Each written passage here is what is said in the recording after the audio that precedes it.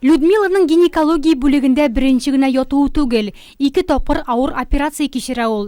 Лапароскопия аппараты ярдәмендә табиблар ханымның бала табуга сәләтен саклап кала алган.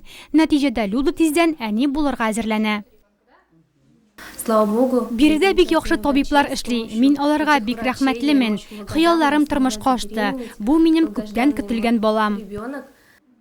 Ә менә аппарат үзе дә, ондылар республикада берничә генә, районнарда бөтенләй дә юк диярлек. Өстенлеге шунда, операция ясаганда эш процессын видеокамера ярдәмендә күзәтеп була. Организм эшчәнлегенә минималь йогынты ясый.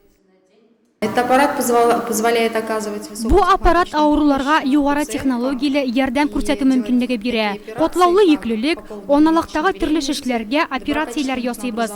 Бала таба алмаучы хатын-кызлар белән эшлибез һәм яхшы нәтиҗәләре бездә бар. Мы работаем с женщинами, страдающими бесплодием. Гинекология бүлегендәге үзгәрешләр заманча аппаратуралар белән генә чикләнми. Күптән түгел биредә капиталь ремонт ясалды. Уңайлыклар керү юлында ук башлана. Якты коридорлар, процедура, манипуляция кабинетлары авыруларга заманча медицина ярдәмен алу мөмкинлеге тудыра.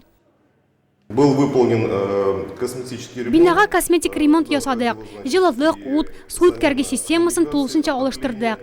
Идән, түшәм, диварлар барда яңартылды. Табибларга дәвалау, авыруларга дәвалану өчен барлык шартлар тудырылган. Ярдәм иткәннәре өчен район җитәкчелеге һәм сәламәтлек саклау министрлыгына рәхмәт әйтәсе килә. Врачей, а также нахождение пациентов.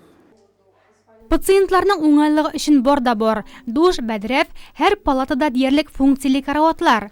Игътибардан медицина хезмәткәрләре дә читтә калмаган. Алар өчен махсус гардероб, юыну бүлмәсе. Нурлат хатын-кызлары сәламәтлеген саклау хәзер әнә шундый шартларда башкарыла. Нәтиҗәсе, агымдагы елда 6 йөзләп ханым әни булу бәхетенә ирешкән.